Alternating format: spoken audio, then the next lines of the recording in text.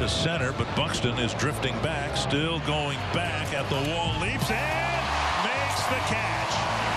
Buxton with another great catch to get this game started, crashing into the wall after making the grab. The 2-in-1 Performance Player is brought to you by Pert. 2-in-1 always wins.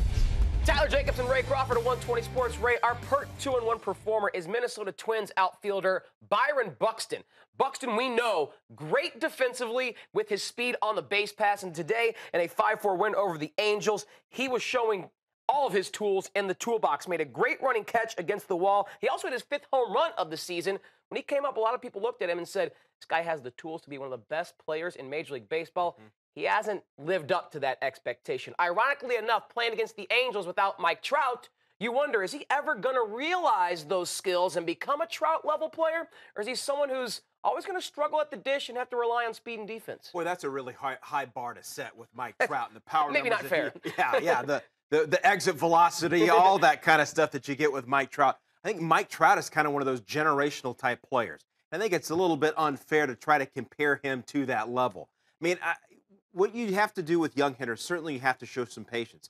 We're in a year 2 or 3. When you step back and look statistically, we're well within a full, broad look at what his career and what his tools are. So to be a 5-tool player and not be able to hit for the power like that they were hoping for is certainly a disappointment.